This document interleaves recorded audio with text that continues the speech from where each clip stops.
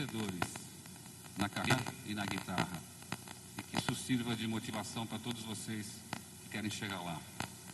E eu queria dizer o seguinte: o Herbert começa o workshop, depois o Frejá faz a parte dele, e depois os dois juntos vão tocar alguma coisa juntos, vão curtir alguma coisinha, depois eles vão estar disponíveis para as perguntas. Aí dois professores do IGT com os microfones, o professor Maggi e Ivan Bersani, vão ficar aí para vocês perguntarem o que quiserem. Tá legal? Eu gostaria que vocês aproveitassem o máximo esse momento muito especial. Valeu, obrigado. Com vocês, Herbert Viana.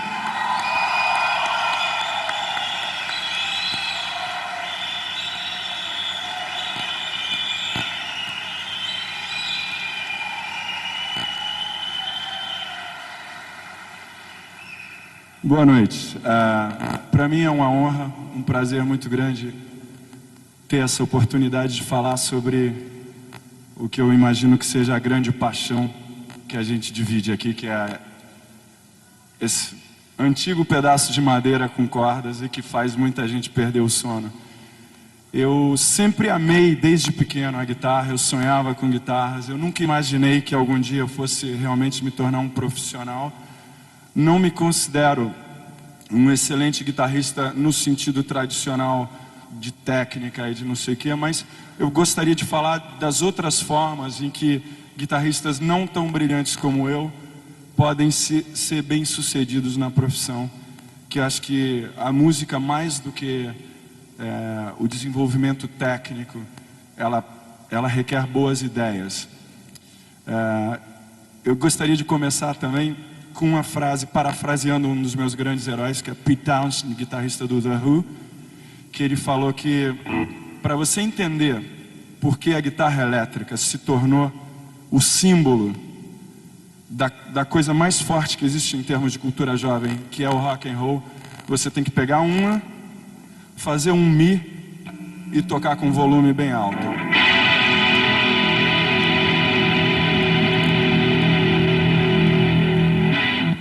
Não tem outro instrumento no mundo como esse.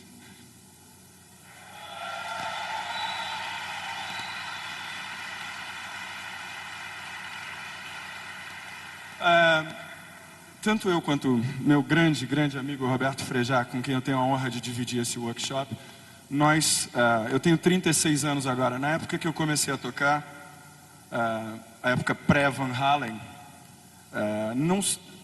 a ideia do guitarrista era muito mais, ou a molecada que começava a tocar, era muito mais pela ideia do sentimento, da simplicidade.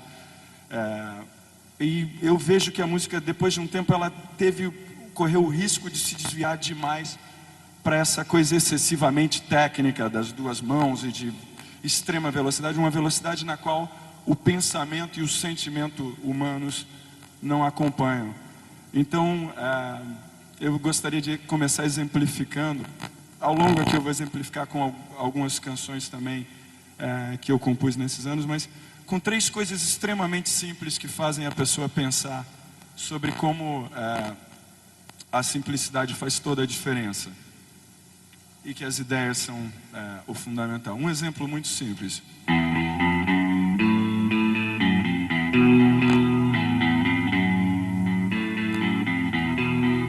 Você pode ter todas as notas do mundo, aí vem um cara que não é um gênio da técnica e faz isso e redesenha a música mundial. Um outro exemplo bom.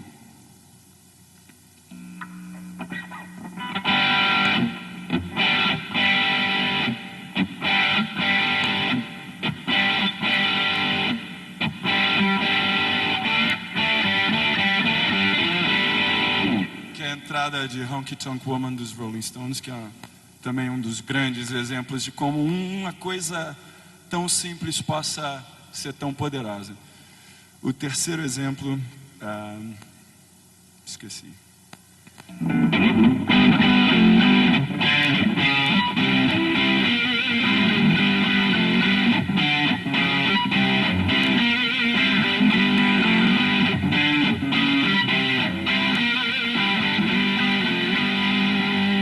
Ou então,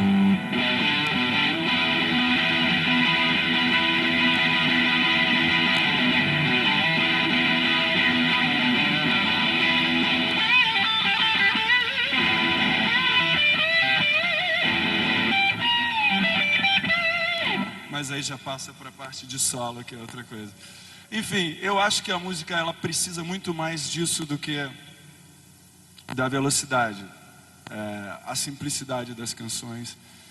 E uma coisa que eu lembrei também que eu gostaria de falar é que quando eu era moleque e estava começando a tocar guitarra, obviamente todo mundo que aspira a ser um músico profissional passa em um grau maior ou menor pela questão de como dizer para o teu pai que você não vai querer ir para a universidade ou ser engenheiro, que você quer tocar guitarra, que você quer tocar bateria, o que seja.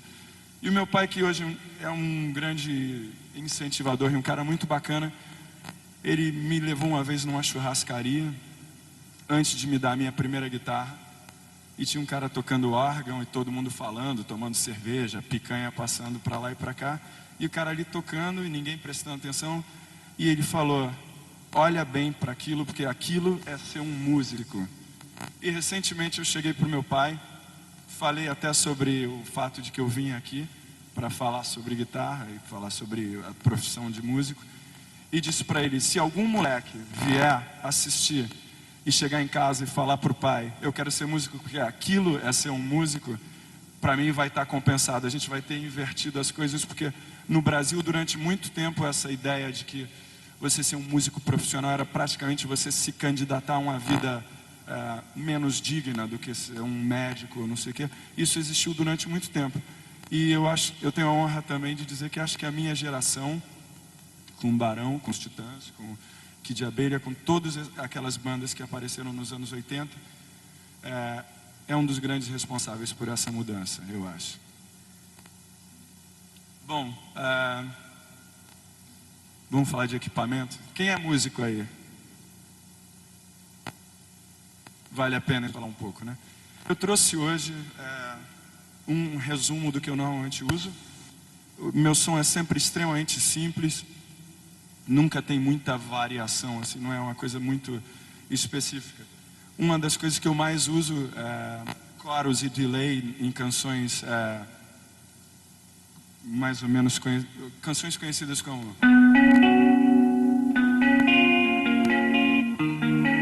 A Lanterna dos Afogados. Eu sempre, por influência de algumas bandas dos anos 80, Andy Summers, The Edge e tal, eu sempre dependi muito do chorus e uso o chorus em estéreo sempre com 2 amplificadores, que é uma coisa que dá uma espacialidade. Sempre usei muito delay também. No disco ao vivo dos Paralamas de Montreux tem um bom exemplo, porque era uma época que a gente tocava em trio, e quando você toca guitarra num trio, você está obrigado a preencher um espaço muito maior do que você faria numa banda que tem outros instrumentos de harmonia. Então a gente era obrigado, especialmente eu e o João Baroni, que é um dos melhores bateristas que tem nesse país, a gente era obrigado a preencher muito mais do espaço para fazer a nossa música ter peso e sustentação. Então eu usava muito, e vou dar um pequeno exemplo com uma coisa que eu fazia no meio da canção Óculos. Os acordes dessa canção, que são muito simples, eles têm uma das coisas que eu mais gosto, que são acordes com cordas soltas e presas ao mesmo. Acordes simples abertos. E tinha determinados momentos em que o João, por exemplo, tinha uns delays ligados e ele mesmo acionava. E eu fazia uma coisa que eu vou exemplificar aqui, que é uma coisa simples também, mas que servia para dar dinâmica, dar os crescendos da música e tal.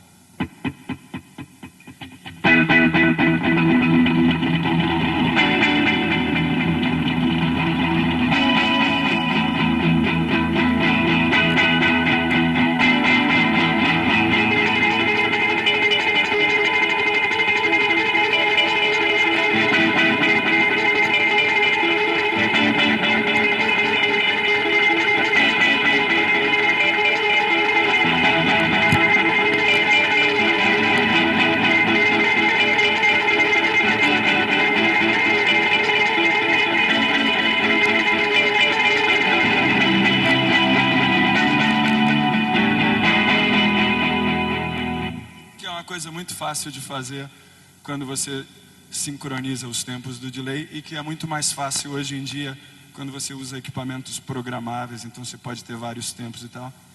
Eu ainda gosto de usar o velho DD2 da Boss, que você vai lá, torce os botões e é extremamente eficiente. Não sei muito mais o que falar. Posso tocar algumas coisas se vocês quiserem. Vou dar um exemplo de solo para terminar. Eu vou tocar um dos que eu mais gosto, que é o solo da Lanterna dos Afogados, que é bastante simples também.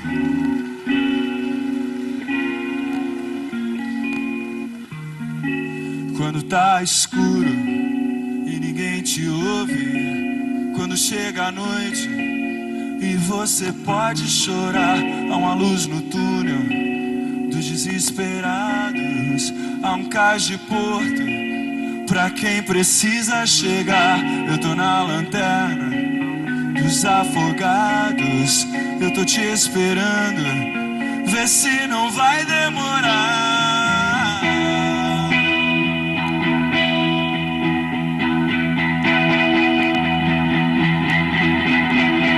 Uma noite longa pra uma vida curta, mas já não me importa, basta poder te ajudar. E são tantas marcas que já fazem parte do que eu sou agora, mas ainda sei me virar. Eu tô na lanterna dos afogados, eu tô te esperando, vê se não vai demorar.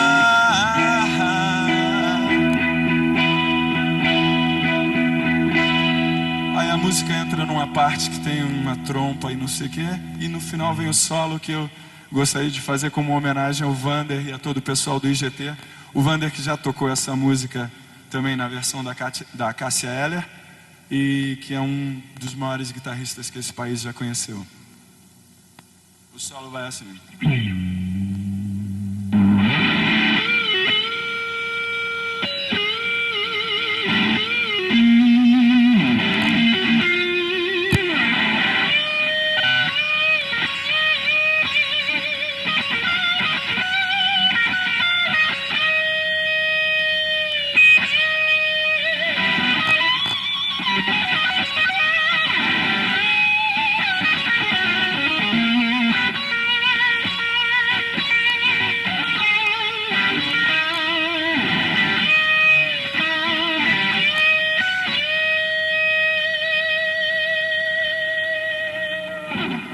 É mais ou menos como é o solo do disco. Obrigado. E pela minha falta de experiência nesse tipo de evento, eu gostaria que vocês dissessem o que é que vocês esperariam, ou o que é que vocês gostariam que eu tocasse, ou alguma coisa em particular que eu pudesse explicar. Depois vai ter um bate-papo mais, a gente vai sentar, vai tocar alguma coisa, mas se tem alguma... Herbert, eu tenho aqui um microfone sem fio para passar para a plateia. Se alguém quiser fazer alguma pergunta, está aqui, está liberado. Uhum. Bom, já teve um pedido aqui do Romance Ideal, que é uma música que várias pessoas também já me perguntaram. São acordes simples também que envolvem isso que eu falo de tocar coisas presas e soltas, né? Ela começa assim.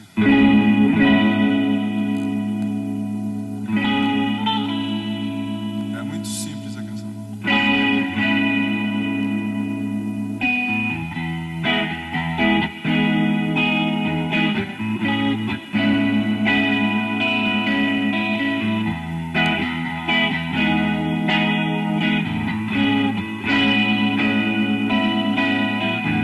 Se eu queria enlouquecer, essa é a minha chance.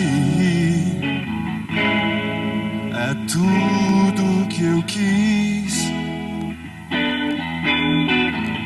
Se eu queria enlouquecer,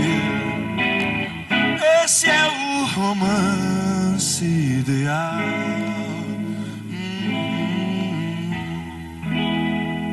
Ela tem muito dessa coisa dos... Obrigado. Uma coisa que me ocorreu de falar também é que nos Paralamas a gente tem uma influência muito grande do reggae. E reggae é uma coisa que em teoria, bastante simples de tocar, mas que tem lá suas pequenas manhas, né? A coisa de tocar abafadinho, de...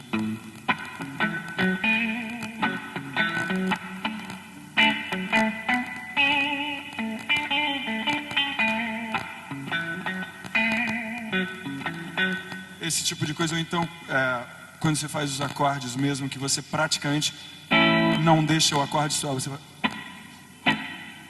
Rodas em sol, trovas em dó, uma brasileira, você toca muito sequinho, inteira, you.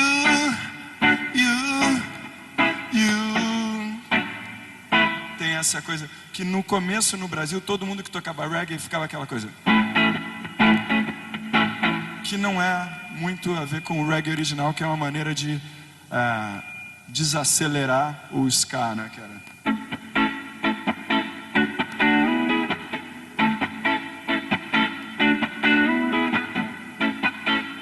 Então o reggae acaba funcionando como uma maneira mais lenta de fazer isso, e quanto mais sequinho e mais...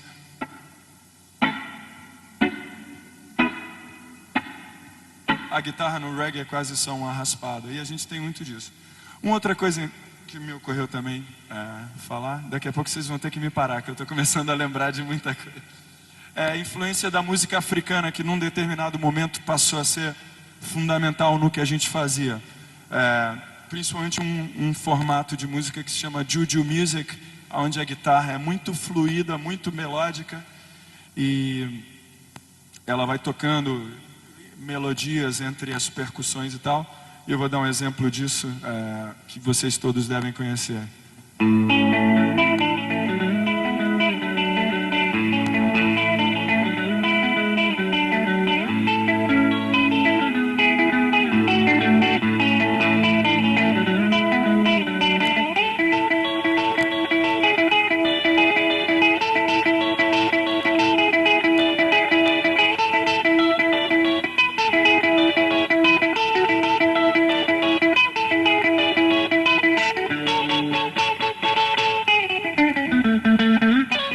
Ou seja, isso é uma coisa bastante típica de música africana, essas...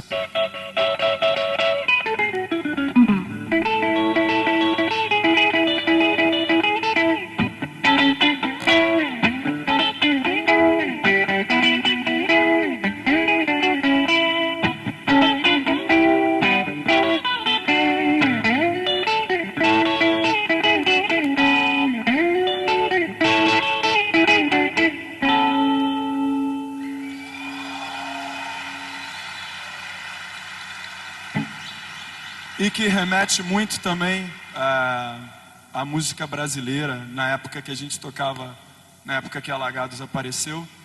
Eu lembro de a gente viajando pelo Brasil, ouvir pela primeira vez a música da gente sendo tocada em lugares de dança extremamente populares mesmo, porque sempre foi aquela coisa meio new wave, classe média, não sei o quê.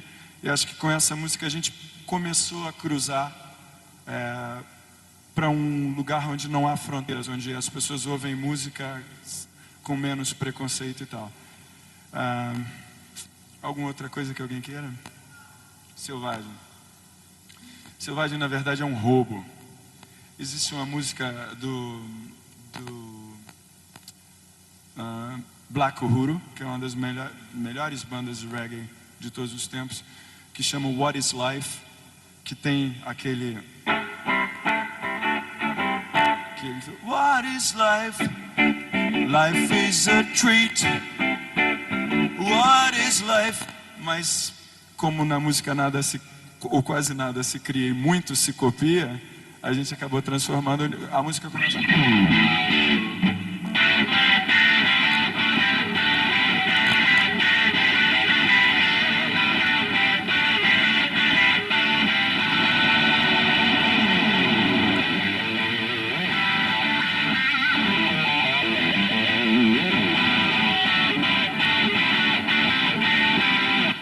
A coisa mais simples do mundo, até a minha mãe sabe tocar, então...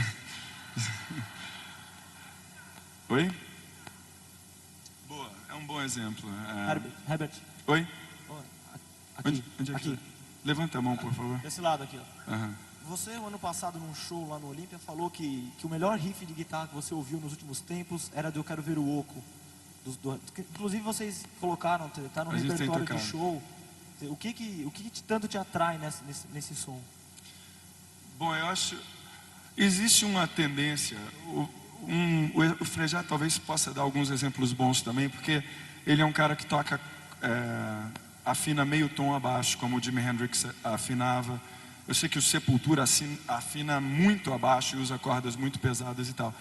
E normalmente essas pessoas essas bandas mais pesadas têm procurado isso.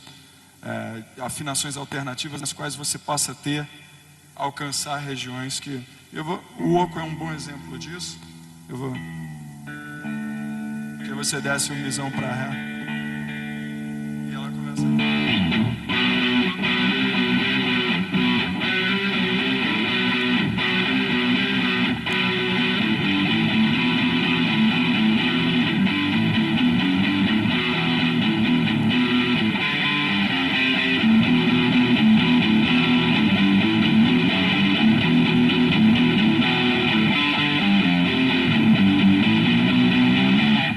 Ou seja, aquele acorde clássico de rock do power chord com a tônica e a quinta, você faz simples.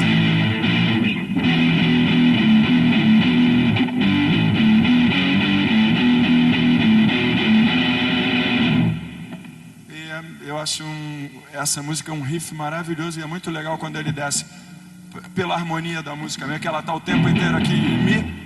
E aí ela desce para Ré. Quando fala eu quero ver o Oco, ela vem na... eu sei a letra toda. Por incrível que... Fizeram amor por tê-lo deixado todo quebrado, desfigurado, irreconhecível. Menino doido, tu quebrou até os frisos, tem noção do prejuízo, acho que o teu pai vai te matar. Os olhos dele esperando o carro do ano no modelo italiano. Blá, blá. Aí quando vai... É um rézão com o ré aberto. Eu acho essa harmonia, dentro da simplicidade dela, eu acho um dos melhores achados de rock and roll que eu tenho. Inclusive a gente tem tocado essa música e frequentemente eu faço uma brincadeira de tocar alguns riffs e falar, a gente vai tocar um rockão agora. Aí faço alguns riffs de entrada, riffs clássicos como...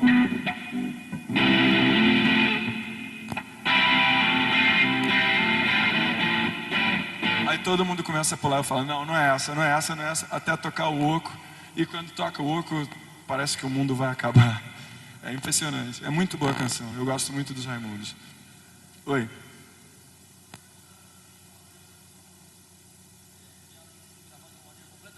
O arranjo original dela? Um arranjo original? Você pode mostrar pra gente o arranjo original de uma música que acabou sendo gravada de uma maneira completamente diferente? Posso. Eu não sei se vai ser tão dramático quanto você imagina, mas uma canção minha que é talvez a canção que eu compus e que muita gente na verdade não sabe nem que é minha, porque a gente nunca gravou. E que tem maior número de regravações, eu compus ela como uma bossa nova, e eu vou te mostrar como a música foi feita. E ela foi gravada já de várias maneiras, algumas extremamente dramáticas, outras, mas esses acordes aqui.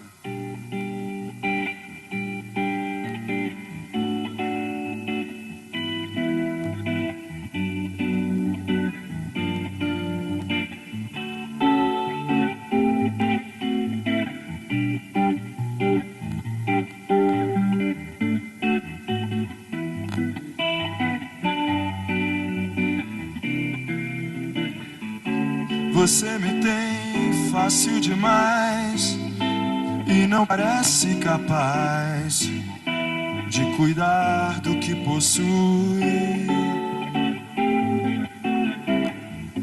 Você sorriu e me propôs que eu te deixasse em paz. Me disse vai, eu não fui. Não faça assim, não Não faça nada por mim, não vá pensando que eu sou seu.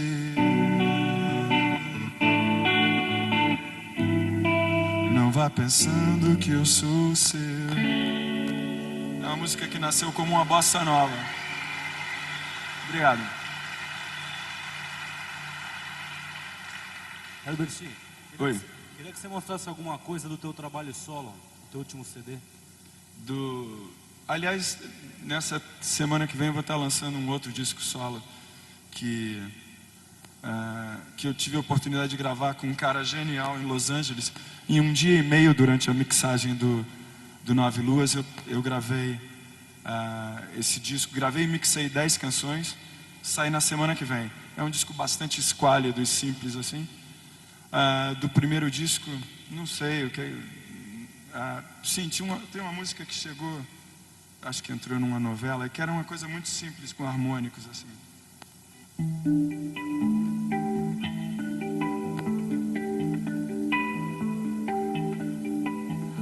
Nuvem preta desse céu, guarda minha oração e o tempo para.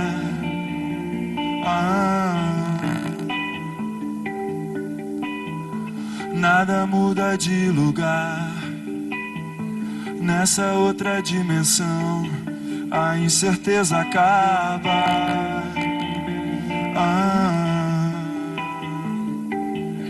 Choverão estrelas, enfim, estrelas de ti sobre mim.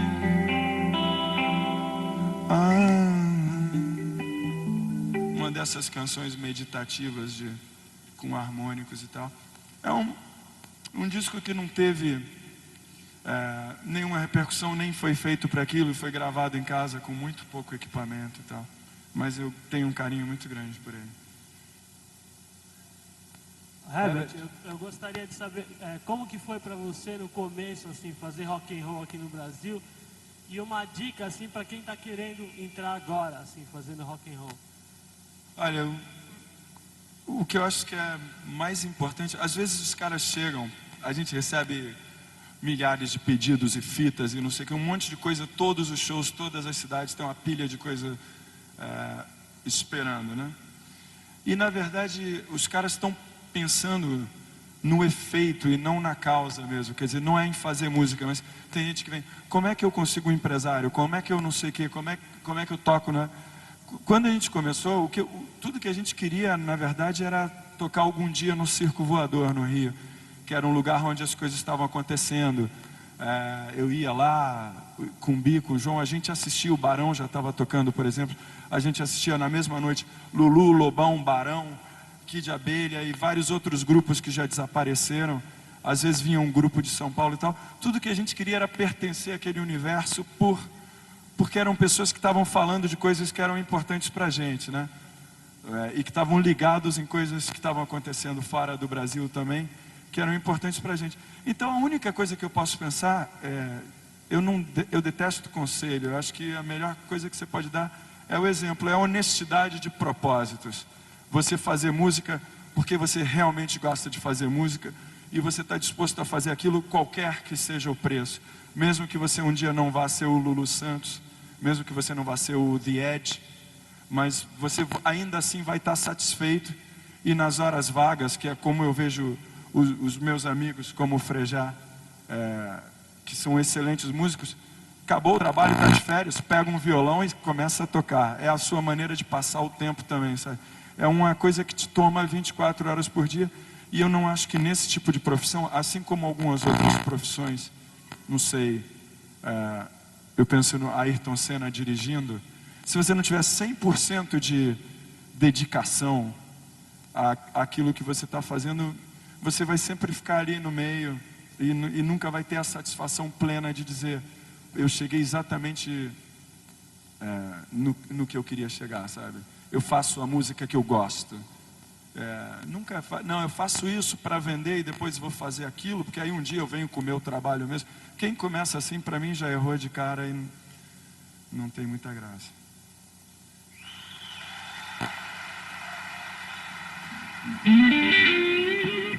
Fala. Herbert, aqui. Eu gostaria de perguntar, aqui, à sua esquerda. Gostaria de saber como é que foi o seu contato com o Brian May e se você puxa alguma influência desse tipo de música e traz um pouco pro rock brasileiro. Bom, meu contato com ele foi... A primeira vez foi em 85 no Rock in Rio. A gente era da mesma companhia, então teve uma conferência de imprensa que eles estavam. Depois, ele tinha levado uns discos. Ele é um cara extremamente curioso e extremamente atencioso. Educado, humilde, simples. É um exemplo tremendo. E a gente, em 1993, estava tocando no Uruguai e tocando junto com ele. E ele estava tocando coisas de um disco solo, que não era um disco muito bem sucedido, e a gente estava dentro de um estádio de futebol lotado, no momento em que os Paralamas estavam chegando ao momento máximo que a gente teve no universo latino-americano, e que é muito grande. Eu falo isso não é com arrogância, não, é até com uma certa perplexidade. O nosso maior show até hoje foi na Argentina, para 90 mil pagantes, que é uma coisa que no Brasil a gente nunca teve. E aquela noite o show a plateia era completamente nossa. Ele estava tocando coisas solo que ninguém conhecia e tal. Então ele ficou do lado do palco e assistiu a gente tocar e ficou muito admirado com a reação da plateia. A gente voou junto para Buenos Aires, que a gente ia lá tocar lá também. Ele sentou junto comigo e com o Bi e a gente conversou o tempo inteiro. Aí ele falou: pô, eu vou fazer uma excursão pela Europa, gostaria que vocês abrissem. E aí a gente nunca acreditou nisso, mas uma semana depois tinha um fax com as datas e tal. A gente fez 17 shows pela Europa com ele. E aí a gente pensou, quando a gente estava gravando o Severino na Inglaterra, a gente pensou, mas nunca achando que ia se concretizar. Vamos mandar um convite para o Brian May e convidar ele para tocar um solo numa música. Aí um dia de manhã eu chego no estúdio, aí quando eu entro, eu vejo aquela guitarra e os voxes dele em pés ligados e tal. Falei, cara, o cara vem mesmo. E quando eu viro, ele estava ali. Oi, tudo bem, não sei o quê. E a gente tinha pensado, imagina, para tocar um solo, o cara vai tocar meia hora, 1 hora. Ele tocou 13 horas de guitarra. Falava, não, eu posso fazer melhor. Se vocês me permitirem, eu vou fazer um vocalzinho com a maior humildade do mundo. E no final, a gente bebeu 3 garrafas de vinho, rolava no chão, passava a mão na bunda dele, e o cara na maior, um dos sujeitos mais impressionantes que eu já conheci. E ele me fez lembrar uma experiência que eu gostaria de citar também, que eu tive no começo, da mesma maneira como as pessoas às vezes procuram a mim, ao Frejá, ao Edgar, as pessoas que já estão tocando profissionalmente. Eu fui quando a gente não tinha nada, não tinha disco, não tinha nada. Eu consegui o telefone da casa do Lulu. E aí liguei para ele, que é um dos caras que eu mais gosto e que é um guitarrista fantástico, com quem eu aprendi muito. E eu liguei para ele do nada. E ele foi super atencioso comigo, falou que ia estar tocando num lugar lá no Rio. Eu fui assistir o show dele e depois fui no camarim. E ele estava com a Rita Lee, com o Fagner, um monte de gente conhecida. E quando eu entrei, ele olhou para mim e falou, você deve ser o Herbert. Eu falei, sou. E ele veio... tinha esse monte de gente, ele veio e me deu maior atenção, conversou horas comigo. Então hoje em dia, todas as vezes, por mais cansado que você esteja, por mais que a viagem de ônibus tenha sido horrorosa, o restaurante ruim, o hotel faz calor e não tem ar-condicionado, e você tocou 2 horas e meia e está cansado, toda vez que entra alguém no camarim para falar, eu lembro dessa experiência e lembro de como isso foi importante para mim e tento tratar as pessoas da mesma maneira, porque acho que isso é um exemplo de como a música, o reconhecimento das pessoas pelo teu trabalho, ele não pode nunca te afastar das pessoas, ao contrário, ele tem que te fazer mais próximo, porque é daí que vem o que você escreve, é isso que te faz um músico bem-sucedido.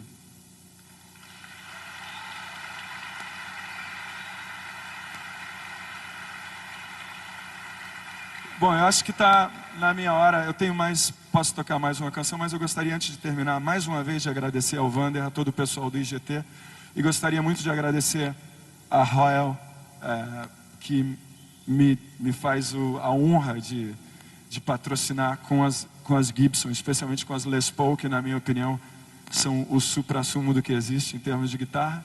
Quando eu era pequeno também, eu tinha um recorte de jornal, de um jornal em inglês, com um anúncio da Gibson, e eu sonhava em ter uma Gibson, dormia com aquilo dobrado embaixo do meu travesseiro.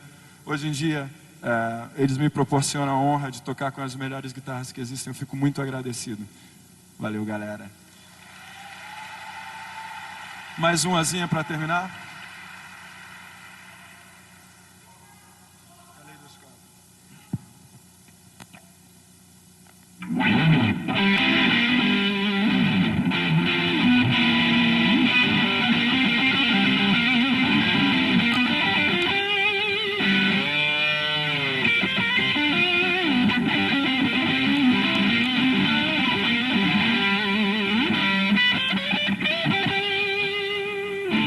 Não é preciso apagar a luz, eu fecho os olhos e tudo vem num caleidoscópio sem lógica.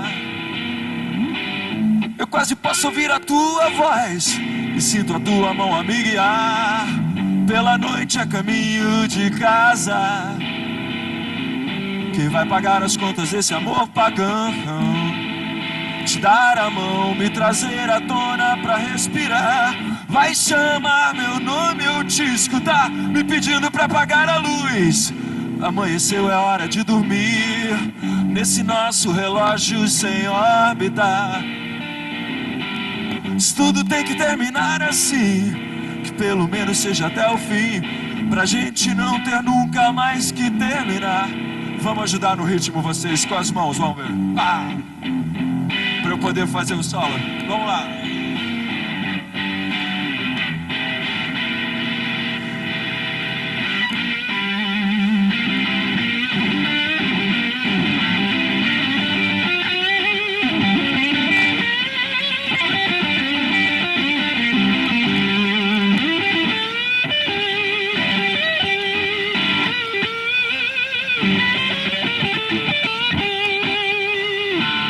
Pagar as contas desse amor pagão, te dar a mão, me trazer à tona pra respirar.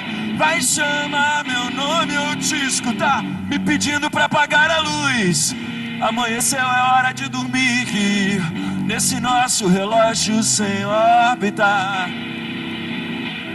Isso tudo tem que terminar assim, que pelo menos seja até o fim, pra gente não ter nunca mais que terminar.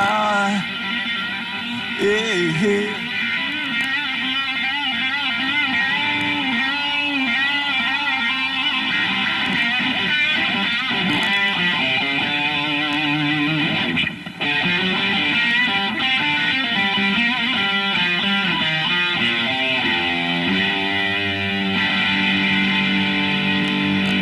Muito obrigado.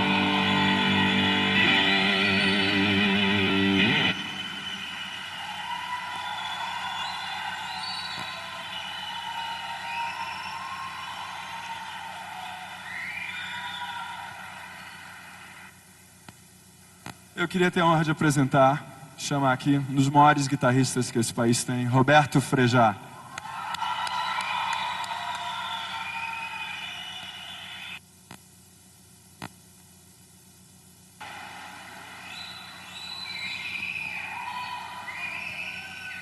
Boa noite.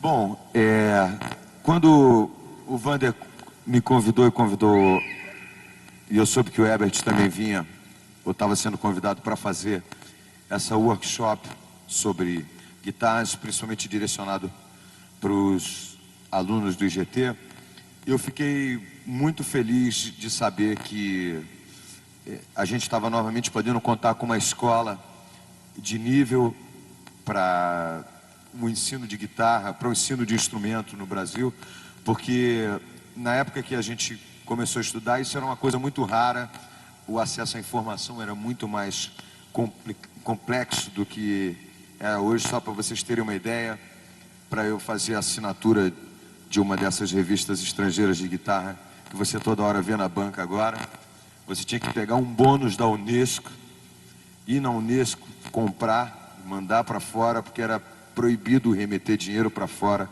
para poder fazer uma assinatura de uma revista estrangeira que já tinha anos e anos de informação e que era uma coisa muito importante para a gente conseguir chegar a um padrão de informação bom no Brasil. Eu gostaria de dizer, a princípio deixar meio claro para todo mundo que eu me considero um músico da área popular, então eu não posso, de uma certa maneira, falar muito sobre o mundo da música instrumental, porque apesar de ser um tipo de música que eu aprecio, não é um circuito que eu circulo muito, então eu não posso acrescentar muito sobre isso. E queria dizer que vocês já tiveram o privilégio de ouvir muita coisa interessante. Eu queria evitar ao máximo repetir, mas acho que vai ser um pouco difícil, porque eu acho que eu e Herbert temos muita coisa em comum no sentido do aprendizado, da evolução e da trajetória de criar uma obra, de criar um patrimônio. Eu acho que acho que é importante realçar ou ressaltar o fato de que eu acho bastante importante que as pessoas aprendam e estudem música. Eu acho que a gente conhece grandes mestres da música que são autodidatas, mas eu acho que a didática da música, a sistemática do ensino é uma coisa que facilita. Eu, por exemplo, quando comecei a aprender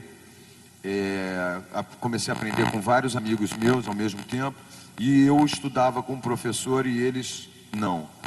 E de repente nos primeiros 3 ou 4 meses ou 5 meses, eles aprenderam coisas muito mais rápidas, porque talvez tivessem uma facilidade mecânica de digitação para aprender as coisas. Mas depois de um certo tempo, o fato de eu estar aprendendo com um método me deu condições de evoluir com uma rapidez e com um direcionamento muito maior, justamente porque existia um método de ensino.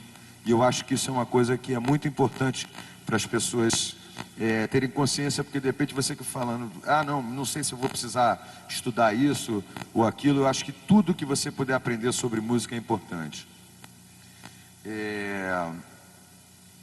A princípio, eu acho que o que a gente mais pode acrescentar ou apresentar para vocês é sobre o aspecto de composição ou sobre o aspecto de criação de uma personalidade. Eu acho que é muito importante que você se preocupe em achar a sua própria voz, né?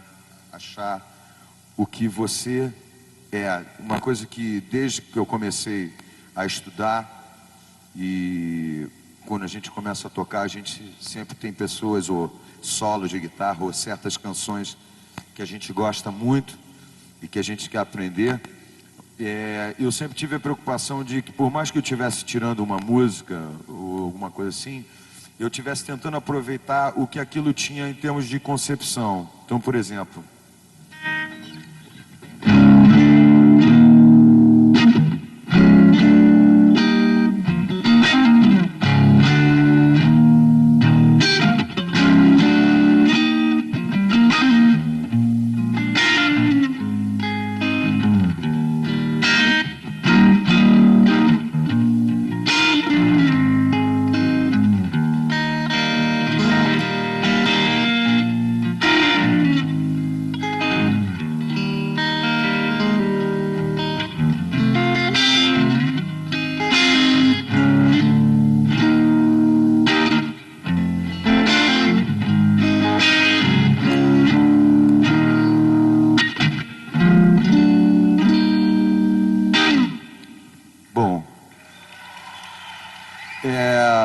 uma música como essa, a princípio são acordes super básicos, são acordes super simples, mas, por exemplo, a maneira como as vozes dos acordes e como toda uma linguagem de rhythm and blues que estava totalmente presente dentro da história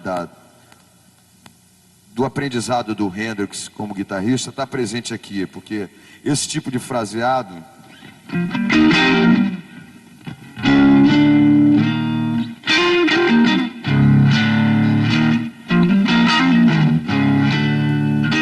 isso é uma coisa típica da guitarra do rhythm and blues, da música negra americana. É uma coisa que dificilmente você vai ver um guitarrista de country, de repente uma coisa mais de rock sulista, que é mais aquela praia.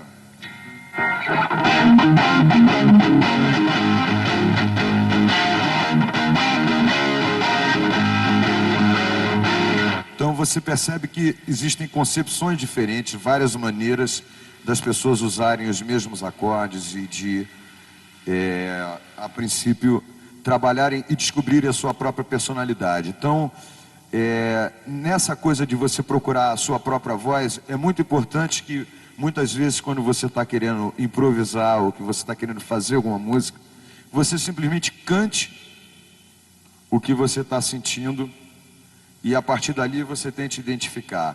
Eu, por exemplo, muitos solos, muitos improvisos que eu fiz, improvisos entre aspas, né? Na verdade, eu parti de uma ideia de estar ouvindo uma base musical e, de repente, eu falo assim, por que eu vou fazer em cima dessa música? Ou o que eu posso pensar em cima disso? E eu, a princípio, falo assim, não, vou cantar, porque na hora que eu canto, eu, a princípio, vou colocar a coisa que seria mais natural para mim do que eu estou ouvindo em função disso. Então, por exemplo, isso funciona tanto para um solo, como, por exemplo, se eu tivesse pegar um riff de uma música.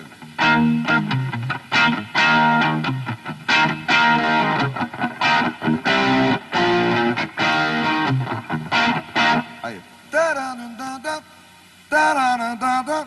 Isso basicamente é o que me veio à cabeça, né?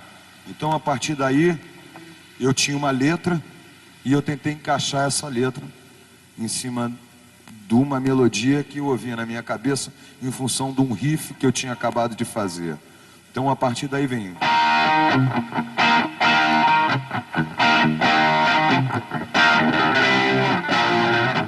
Eu tô perdido, sem pai nem mãe, bem na porta da tua casa. Eu tô pedindo a tua mão e um pouquinho do braço, migalhas dormidas do teu pão, raspas e restos me interessam, pequenas poções de ilusão,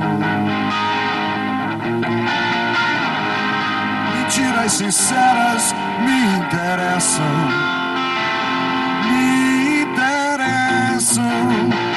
Quer dizer, na verdade, tudo isso veio em função... Obrigado. Tudo veio em função de...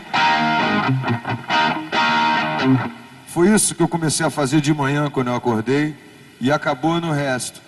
E eu, particularmente, acho que a composição ela tem um lado meio subjetivo, no sentido de que você tem que estar sintonizado para poder perceber que você está tendo alguma ideia e, ao mesmo tempo, não ficar preso ao fato de só conseguir fazer músicas por inspiração. Eu acho que a pior coisa que pode existir para um compositor é o cara achar que só faz música quando ele se sente inspirado. Eu acho que isso, particularmente para mim, é um blefe. Eu acho que qualquer pessoa que tem um certo talento, eu acho que ela tem quase que uma obrigação de desenvolver esse dom que ela tem cada vez mais. E eu acho que uma das coisas mais importantes que existe na história da música são exatamente as canções. Que as canções dão origem aos grandes arranjos, dão origem aos grandes instrumentistas, dão origem às grandes obras e aos grandes patrimônios de canções de repertório que você vai ter. Então, na verdade, a canção é a base da música popular. E por isso é muito importante que, se você sente que você tem esse dom, você tem essa sintonia de que você percebe que você pode pegar uma letra ou que você consegue escrever alguma coisa e musicar, eu acho que isso é um grande passo para que você vá desenvolver uma característica muito pessoal. Eu acho que, a princípio, como a gente fez a palestra, o workshop em 2 etapas, eu acho que o Herbert já falou tanta coisa, eu ouvi, pelo menos estava assistindo de lá, falei, Eu acho que ele está praticamente dizendo muita coisa, e como a gente, de uma certa maneira, tem um papel comum aqui, eu acho que ele já disse muita coisa do que, a princípio, eu poderia dizer, ou teria a ideia de dizer. Eu acho que se vocês tivessem alguma curiosidade em relação a alguma coisa, eu antes posso explicar alguma coisa de como eu particularmente uso o meu equipamento no show, mas depois disso eu acho que eu ficaria aberto às perguntas de vocês.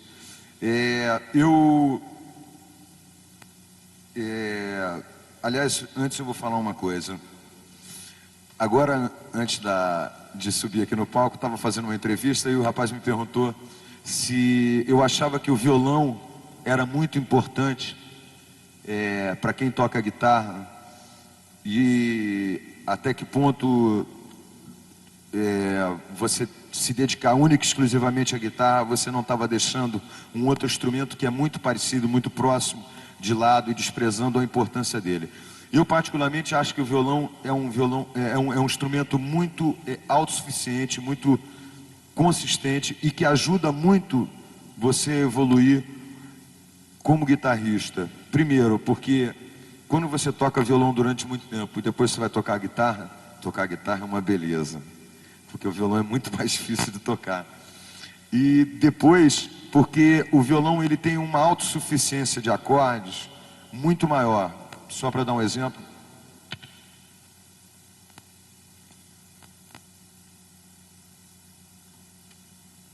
Para você tocar uma canção e se acompanhar sozinho, eu acho que o violão é um instrumento muito mais consistente.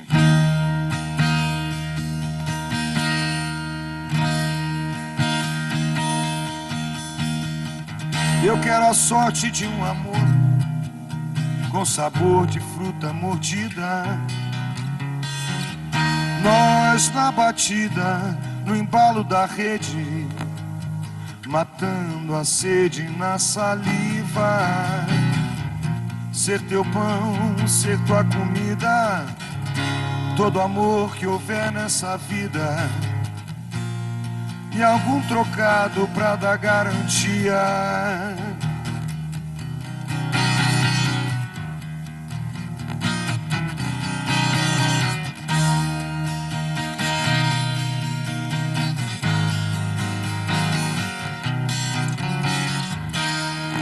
Ou seja, o violão é um instrumento mais autossuficiente para você fazer uma coisa, violão e voz. Por exemplo, para tocar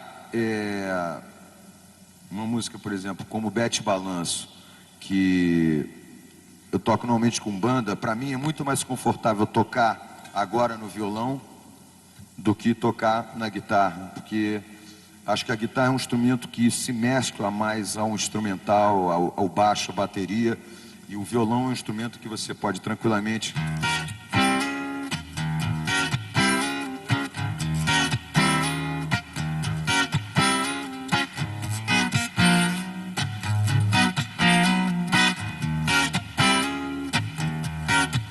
pode seguir a tua estrela, o teu brinquedo de estar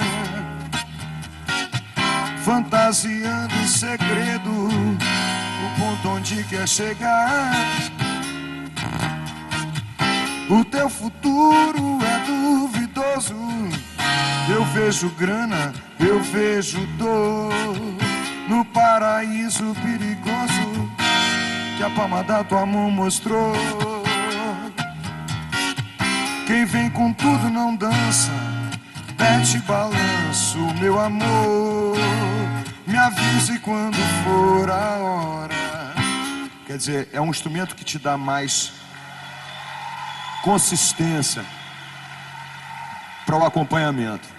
Uma outra coisa que eu acho que é curiosa, e eu acho que serve mais a título de curiosidade, é o seguinte: não existem fórmulas de composição. Eu acho que existem até aulas de composição em faculdades, mas eu acho que isso é muito mais em cima de uma formulação jazzística de composição, que no meu parecer, e eu posso estar parecendo preconceituoso, mas pelo menos é o que eu vejo do que normalmente sai das faculdades que tem esse tipo de currículo, é uma coisa um pouco pasteurizada, particularmente sinto que todas essas faculdades que têm um currículo de composição jazzística, todo mundo que compõe, né, que vem desse tipo de currículo, compõe da mesma maneira e fica muito parecido.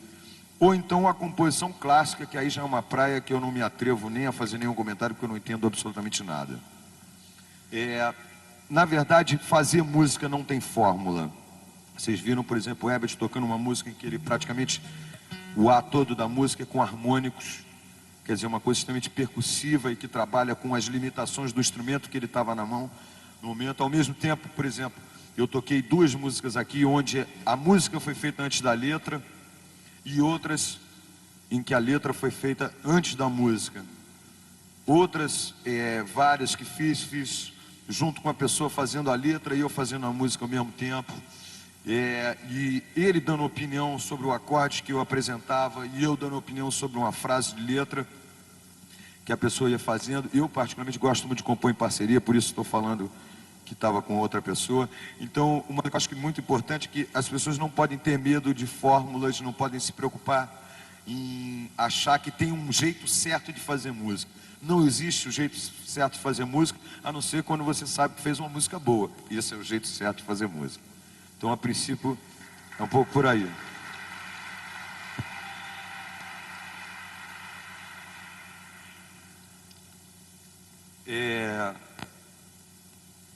O Herbert deu um certo realce a uma coisa da busca da técnica, e eu acho que, por exemplo, quando você está estudando, principalmente quando você está se formando, você tem a preocupação de tentar tocar o mais rápido possível, tem todo esse deslumbre, essa sedução com a velocidade e tal. E muita gente também, por autodefesa, como vê que não vai conseguir tocar rápido de jeito nenhum, fala, não, eu não vou tocar rápido, eu só vou tocar devagar e tal. Também tem essa psicológico, é complicado.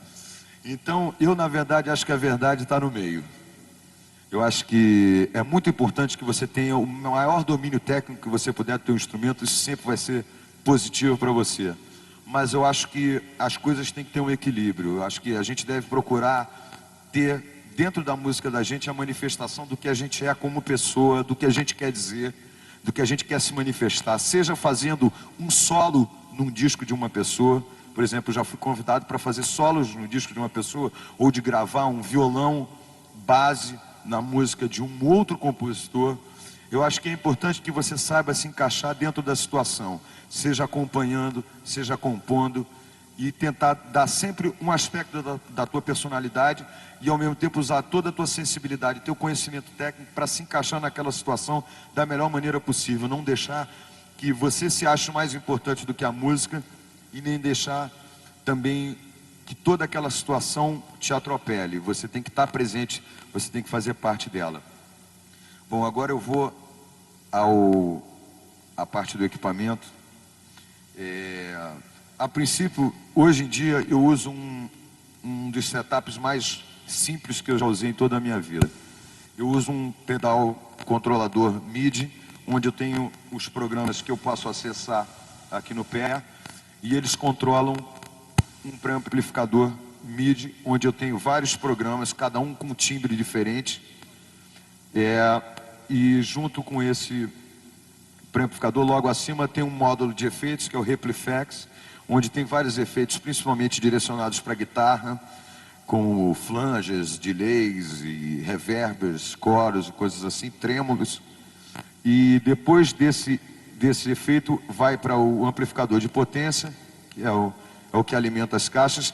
Antes de chegar nas caixas, ele passa por aqueles 2 módulos Marshall ali, que são simuladores de alto-falante, porque como vocês podem ver, não tem nenhum alto-falante na frente dessas caixas, nenhum microfone, desculpa, na frente dessas caixas, como vocês não vão ver também nenhum microfone na frente de uma caixa de guitarra no show do Barão, porque na verdade o sinal está indo em linha para a mesa de som. Ou seja, se eu quiser botar um solo, quiser fazer um solo altíssimo, ou estiver tocando num palco enorme, e de repente o meu técnico aumentar a minha guitarra ao máximo, ela não vai dar microfonia quase de jeito nenhum, porque não tem nenhum microfone para realimentar esse som. O som está indo eletronicamente para a mesa, e esses simuladores da Marshall são um objeto de carinho meu. Eu gosto muito deles e acho que é uma coisa muito útil para a limpeza e clareza do som.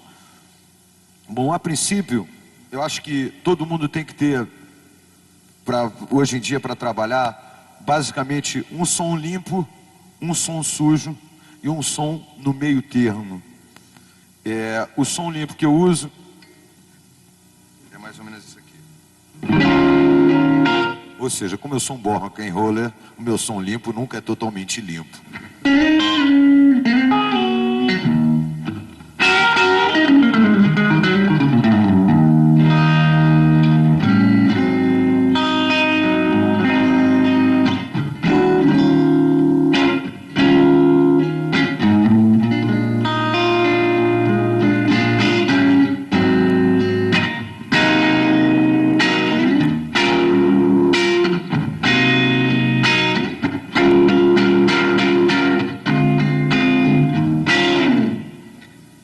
Um som no meio termo, que é um som que eu considero bastante dinâmico, porque eu tenho variações onde se eu tocar mais forte, na verdade ele soa bastante limpo, e se eu tocar um pouco mais forte, ele soa mais sujo.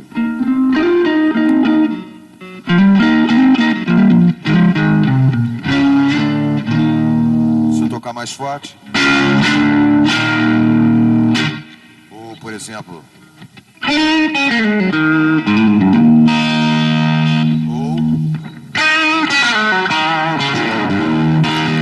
é mais uma variação de dinâmica da execução do que propriamente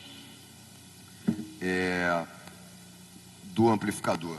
E o som sujo, que não é tão sujo quanto de um grupo de death metal, lógico.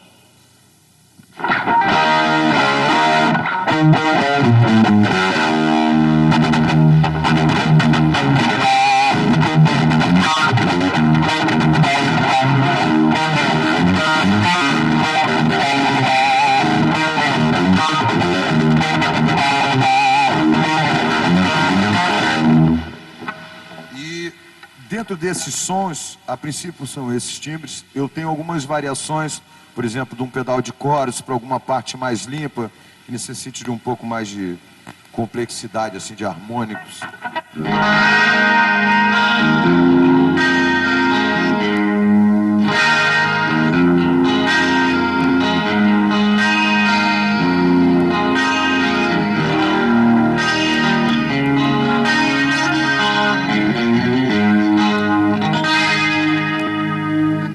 Um som com trêmulo.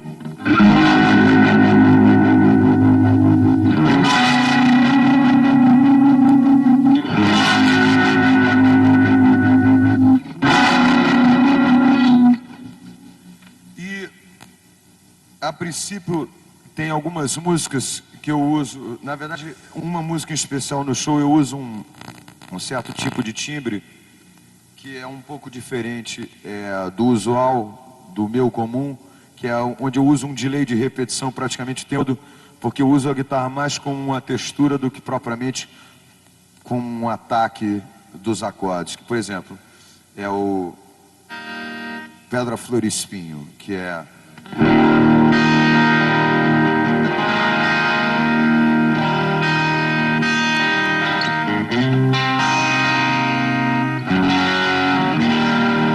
Na verdade, eu uso um outro som que aí ela soa mais ou menos assim.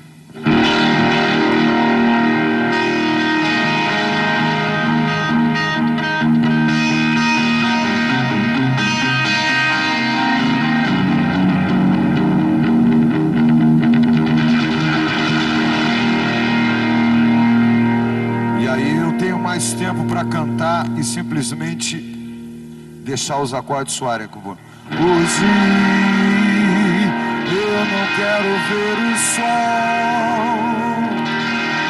vou pra noite, tudo vai rolar. O meu coração é só um desejo de prazer. Não quer flor, não quer saber de...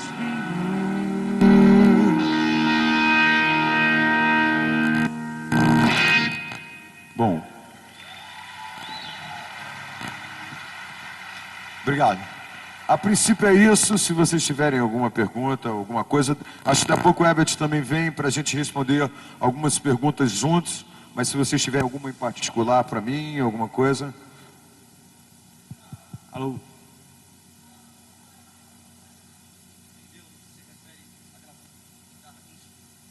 Gravação de guitarra em estúdio?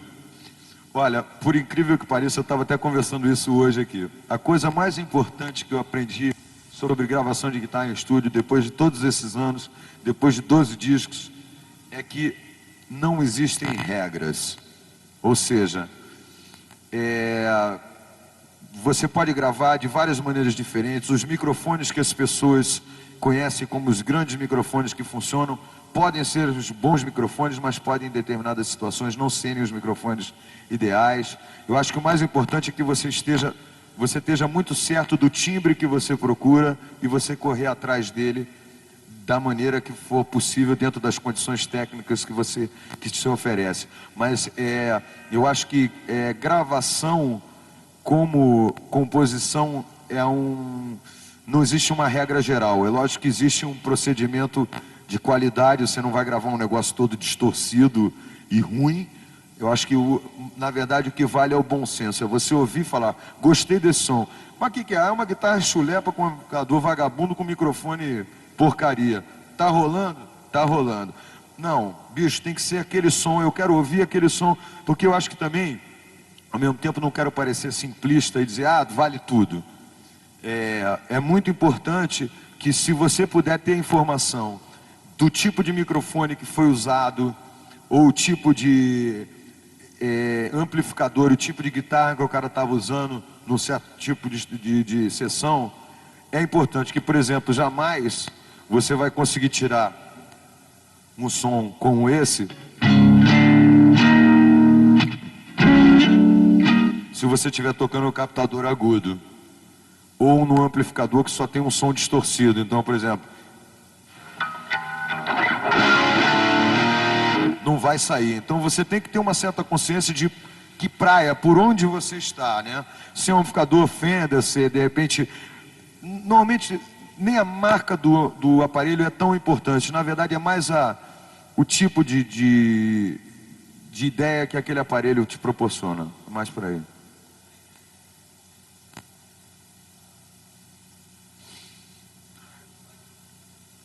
Olha, a coisa mais inusitada que eu acho que aconteceu comigo foi o seguinte: eu sempre ouvi várias vezes todas essas matérias sobre você usar a ambiência de microfone em gravações e tudo.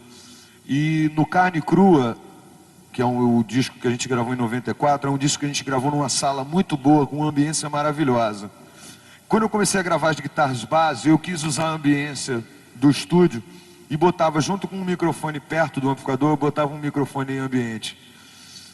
Depois de 2 bases eu comecei a perceber que aquilo estava dando errado, porque só mais para frente no processo é que eu perceberia qual era o tamanho da sala que eu ia querer, ou qual a quantidade de ambiência que eu ia realmente necessitar.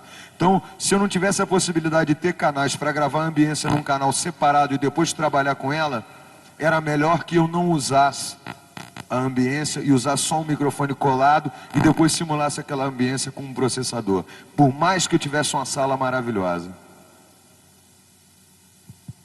Alguma outra pergunta? Queria fazer uma pergunta aqui, ó. Onde você está? Aqui no canto, o seu canto esquerdo. Beleza.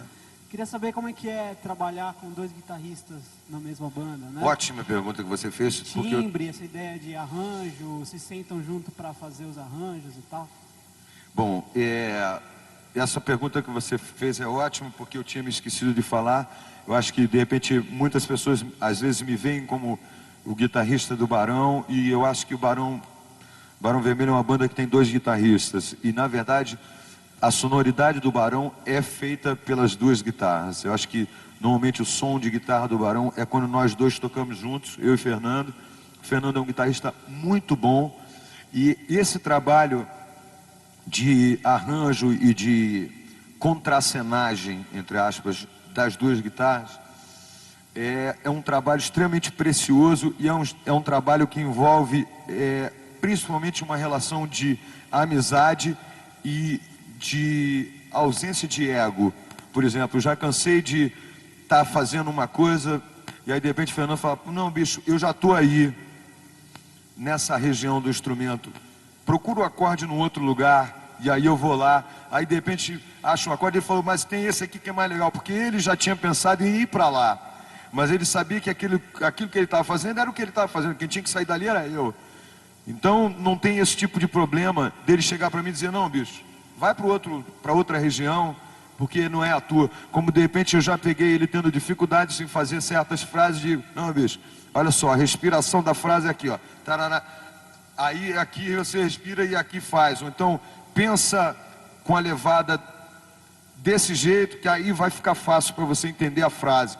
Então, esse tipo de troca de figurinha é essencial. Eu acho que a pior coisa que pode ter para um músico é ele ser orgulhoso e ser tão arrogante que ele não queira ouvir. Eu escuto até do faxineiro do estúdio. Se o cara entrar uma hora, a gente estiver discutindo um negócio, o cara chegar e falar, não, eu acho não sei o quê, não que eu acho que ele esteja dizendo a verdade absoluta, mas eu vou prestar atenção no que ele está falando. Eu acho que todas as opiniões são válidas e eu não gosto de descartar nenhuma até analisá-la completamente. E no caso da relação minha com o Fernando, não só tem a nossa troca, como tem a troca de todas as outras pessoas da banda que também contribuem para as ideias de guitarra, como eu contribuo para ideias de bateria, de percussão, como o Peninha, com essa visão de percussionista que ele tem, as figuras rítmicas para ele, de repente, às vezes são muito mais claras, ele ajuda muito, às vezes, a gente a definir o que uma guitarra pode fazer em função da outra. Então, na verdade, joga todo mundo junto. Frejá. Beleza. A gente percebe no seu estilo a grande influência do blues, tá? Que você passa nos seus solos. Eu queria alguns nomes de alguns músicos que te influenciaram, né, na parte do blues. Olha, eu, na verdade, acho que tenho, talvez dentro do meu, da voz que eu achei no instrumento, não estejam presentes todas as pessoas que foram influência para mim. Por exemplo, eu não vejo, talvez dentro da minha voz pessoal, a presença do Hendrix tão presente quanto a do Santana, quando na verdade eu sou muito mais influenciado pelo Hendrix do que pelo Santana, né? Não que eu goste mais de um ou de outro, mas na verdade é mais presente para mim. Então essas coisas são naturalmente, elas vão se desenvolvendo e não há como você fugir disso. Eu gosto de vários guitarristas de blues, brancos e negros. Acho que é uma música que me faz muito a cabeça, que é muito cara para mim. Eu particularmente gosto muito do Buddy Guy, gosto dos guitarristas todos que tocaram com o Muddy Waters, como Jimmy Rogers e o Louis Myers, que são os da década de 50, o Bob Margolin, que depois tocou na década de 70. Gosto muito do Hubert Sumlin, que é o guitarrista que acompanhou o Howlin' Wolf praticamente durante a carreira dele toda. E gosto do Steve Ray Vaughan, Johnny Winter, desses guitarristas brancos de blues, o Clapton, Fred King, os King todos, na verdade todos os King são 10. E acho que, de repente, a guitarra, o blues para a guitarra é quase que a base não é nem da linguagem do instrumento, desculpa, não é nem da sonoridade, é meio da pegada, entendeu? Porque eu acho que, por exemplo, eu acho que a coisa que mais acrescentou para mim a pegada foi quando a gente começou a fazer o Midnight, que eu tinha que tocar com um amplificador limpo, e foi uma coisa que eu me desafiei a fazer, uma guitarra com um amplificador limpo. Então, era uma coisa de você ter o solo, porque você simplesmente aumentava o volume, você não ligava um distorcedor. Então, é aquela coisa, você quer um sustain, então acabou. Então, se você não tiver a pegada para...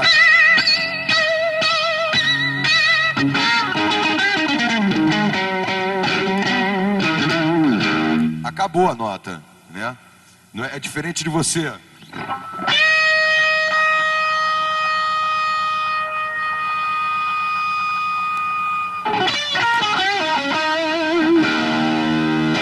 Então o blues, eu acho que ele tem muito essa coisa, principalmente o blues dos músicos negros da década de 50 de Chicago. Ele tem essa coisa meio da guitarra com som meio sarapa mesmo, mas que tem a crueza da pegada. E isso é a grande escola, eu acho. Porque depois, quando você pode se transportar para qualquer timbre, que a pegada está lá.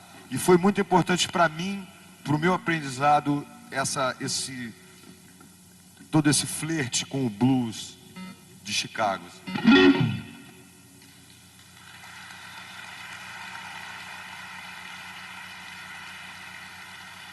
Mais alguma? Olha, Frejá, Onde você está? Ali. assim como o Herbert, você também teve uma experiência internacional, se eu não me engano, com David Byrne, do Talking Heads. Não. Não, no caso não, mas segue a sua pergunta. Sim. Dentro da sua experiência com artistas internacionais, eu gostaria de você passasse para a gente o que mais te influenciou, o que mais fez a cabeça para a sua criação, para o seu jeito de tocar. Olha, essa pergunta veio a calhar porque, na verdade, eu estava sentindo que eu tinha esquecido de falar uma coisa muito importante. Uma coisa que eu acho que todo mundo que está aprendendo, ou que, na verdade, é músico no Brasil, eu acho que a gente tem que ter uma visão seguinte. Eu acho que é lindo quando, de repente, a gente vê o Joe Satriani tocar e vê aquele cara tocando guitarra pra cacete, falando, pô, maravilhoso. Ou vai assistir, por exemplo, um David Bowie, como assisti o show dele agora, fim de semana passado, muito bom. Ou assistir os Stones, ou assistir quem quer que seja, Page Plant, ou coisas mais novas, da geração mais nova. Eu acho que é muito importante que a gente aprecie a boa música. São pessoas muito importantes, e muitos deles foram muito importantes na minha formação. Mas eu acho que uma das coisas que é muito importante para que a gente siga evoluindo musicalmente dentro do mundo moderno, dentro do que acontece hoje em dia, é que a gente tenha muita certeza de que a gente vive no Brasil e que a gente tem, ao mesmo tempo que a gente tem Rolling Stones, a gente tem Caetano Veloso, a gente tem Gilberto Gil, a gente tem Chico Buarque, a gente tem Paulinho da Viola, a gente tem Armandinho, a gente tem Pepeu Gomes, a gente tem Heraldo do Monte, a gente tem Paulo Rafael, Vander Tafo, Carline, e todas essas pessoas que criaram toda uma linguagem de guitarra brasileira e de música brasileira, no caso de outras pessoas que eu citei. E isso para mim sempre foi uma coisa muito clara. Desde o momento em que o Barão começou, eu estava muito claro para mim que eu estava fazendo rock brasileiro. Eu nunca me vi como um cara que, pô, meu sonho é ir para os Estados Unidos e, pô, se um dia puder largar essa porra toda aqui, eu vou para lá, porque lá é muito mais legal. Não, muito pelo contrário. Eu acho que o grande barato é a gente fazer isso aqui ficar legal. Porque eles lá já estão chegando no final, a gente está começando. É muito mais legal começar do que chegar no final.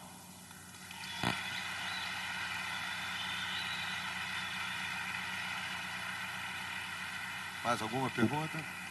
Frejá, aqui à esquerda. Na saída do Cazuza, o Barão deu uma mudada de estilo, quer dizer, ganhou muito em peso depois da saída do Cazuza. Saiu o Cazuza, o Deffer saiu um pouco depois. Quer dizer, o que mudou? Mudou o Frejá e o Guto, ou foi a composição da banda como um todo? Não, na verdade, o que acontece é o seguinte, por exemplo, no momento que o Cazuza saiu, a gente tinha acabado de fazer uma turnê que tinha praticamente começado no começo de 84 e ido até o final de 85. Ou seja, a gente tinha passado 2 anos na estrada, direto, tocando em tudo quanto é lugar, sendo uma das primeiras bandas que estava viajando com som e luz pelo Brasil todo. Isso dava uma consistência de firmeza, de execução, de tônus muscular, musical, para a gente muito grande. E é exatamente isso que acaba ficando expresso no disco seguinte, que é o Declare Guerra, e a partir dali, porque a banda evoluiu muito.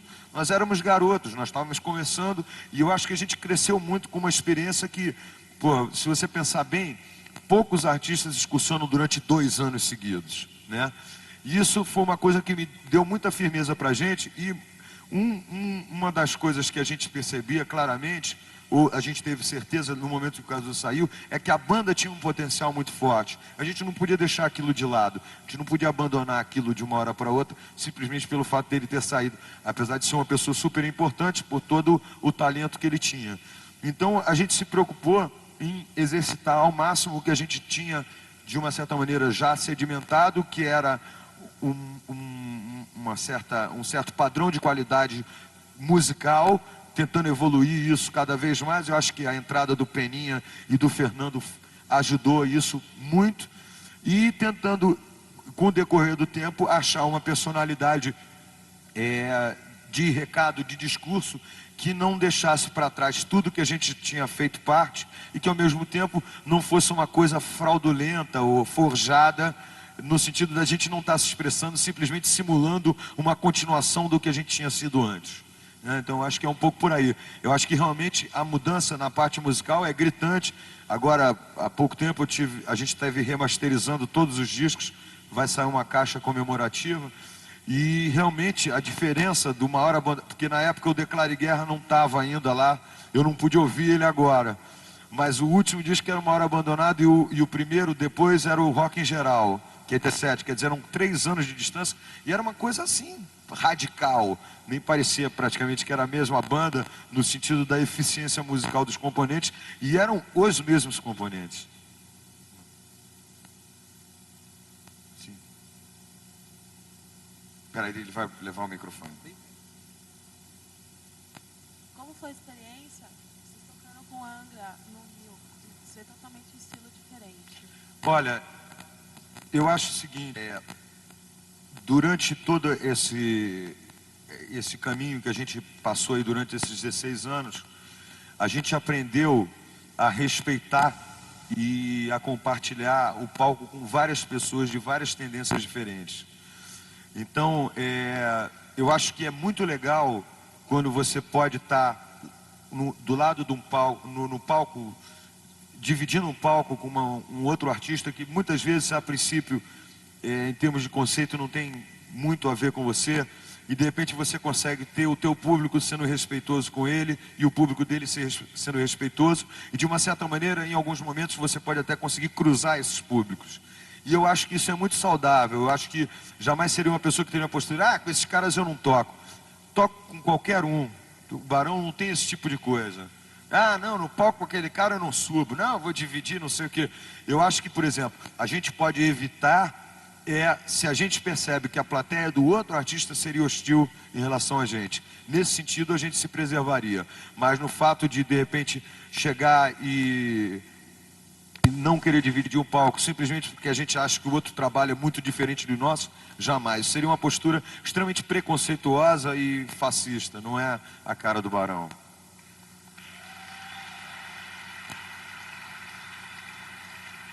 Acho que está na hora de chamar o Herbert, não?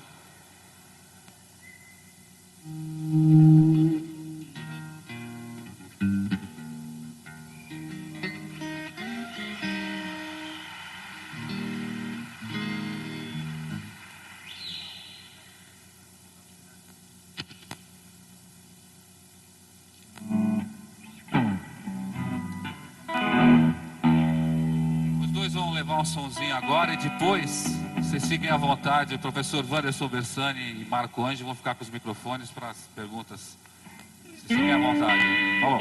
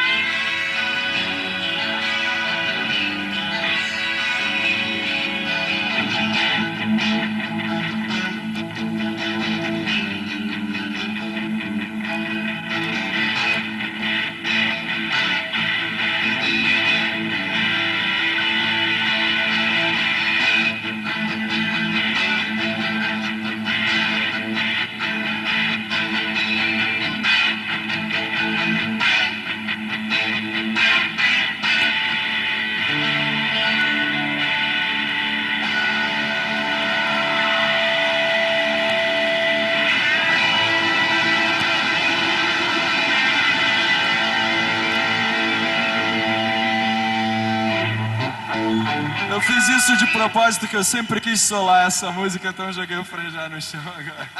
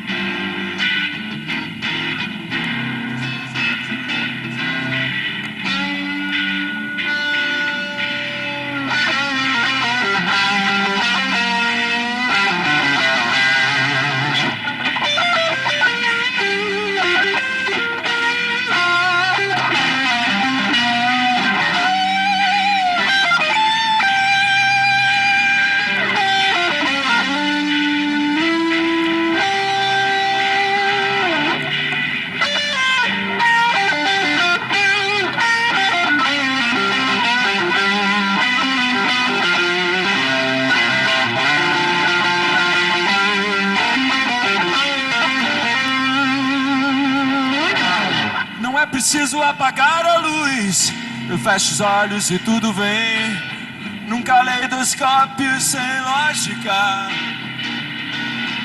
Eu quase posso ouvir a tua voz e sinto a tua mão a me guiar pela noite a caminho de casa. Quem vai pagar as contas desse amor pagão? Te dar a mão, me trazer à tona pra respirar. Vai chamar meu nome, eu te escutar, me pedindo pra apagar a luz. Amanheceu, é hora de dormir, nesse nosso relógio sem órbita. Isso tudo tem que terminar assim, que pelo menos seja até o fim, pra gente não ter nunca mais que terminar. Vai lá, Frejá.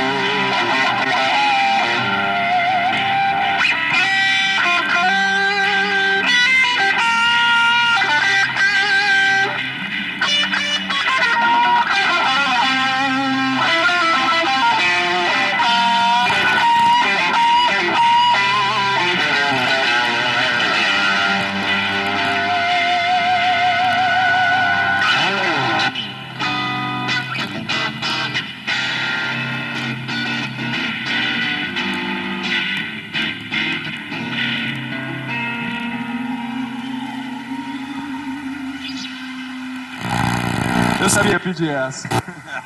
Eu adoro essa música. Outras perguntas, então. Agora é com vocês.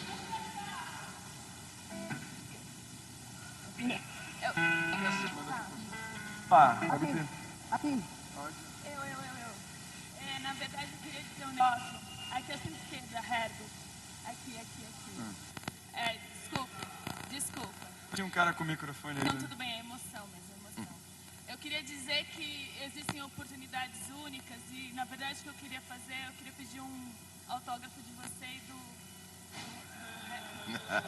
Com prazer. Te enganou legal, hein?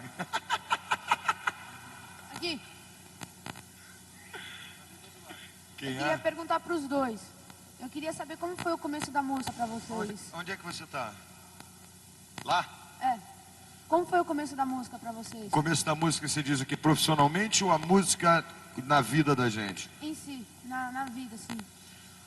Olha, no meu caso, foi muito cedo. Eu, desde garoto, sempre fui muito ligado em música. Eu, com 4 anos de idade, já estava indo em loja de disco, junto com meu pai, pedindo para ele comprar disco para mim. Disco dos Beatles, Jovem Guarda. Então, a música sempre teve muito presente na minha vida. Sempre fui um grande ouvinte de música, sempre comprei muito disco, continuo comprando até hoje. Hoje menos, porque já não tem tanto disco assim para comprar. Mas a música é uma coisa que faz parte da minha vida de uma maneira muito intensa. Eu ouço música quase que o tempo todo. Quando eu estou em casa tem sempre um som ligado, tem sempre algum disco novo que eu estou escutando, tem sempre muitos discos por escutar. Então, na verdade, desde muito cedo e continua muito presente e muito intenso até hoje. Para mim também, mesma coisa. Sempre ouvi música desde pequeno, sempre gostei de tocar e sempre adorei guitarra. Então, hoje eu tenho o prazer de trabalhar com isso e de ter uma bela coleção de guitarras. Aliás, queria agradecer ao IGT e ao pessoal da Tajima pela guitarra maravilhosa que deram de presente pra gente. Foi uma gentileza extraordinária. Excelente guitarra. Muito boa a guitarra. Herbert, eu. Sim, que você comentasse sobre o uso do slide, que saber amar você usa no comecinho, né? Não, mas eu sou um principiante nesse negócio. Eu não sei usar muito bem.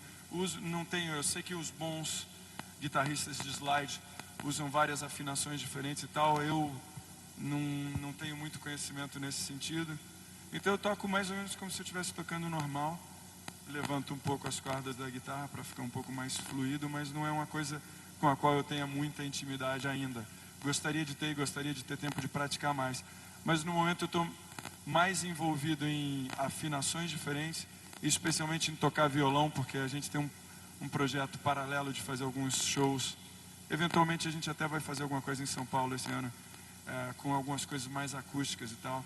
Então, isso tem tomado bastante do meu tempo agora.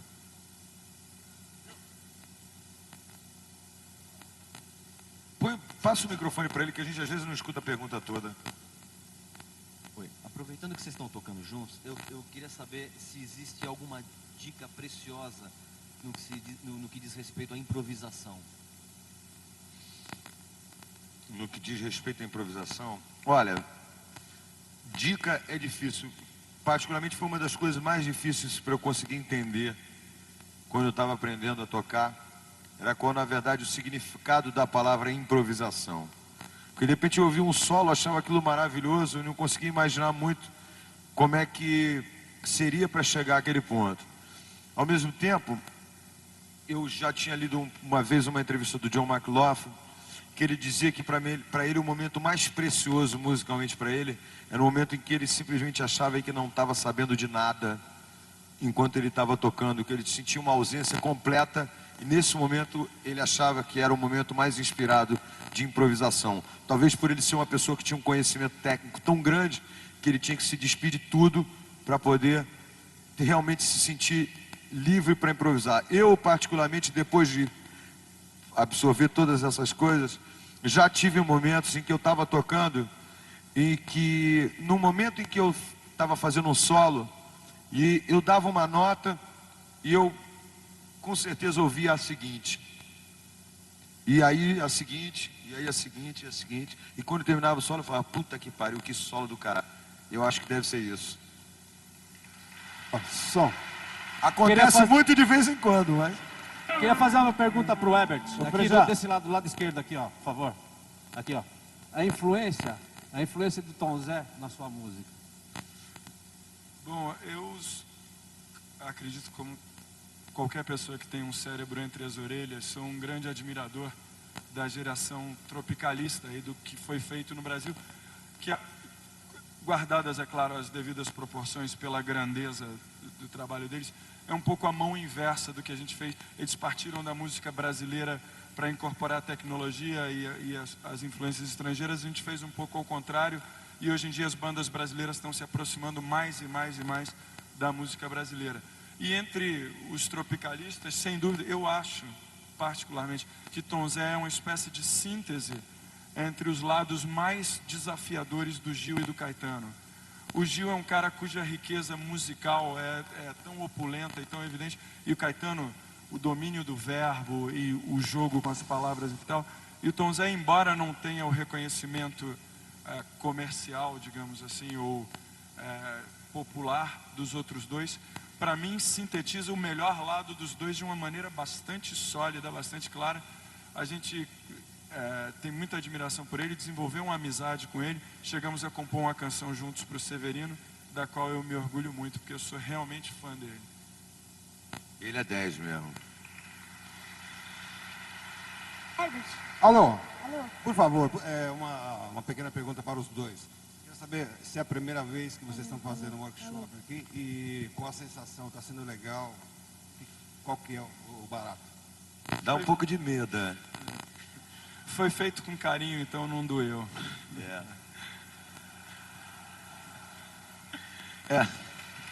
É uma experiência e tanto, mas é bem curioso.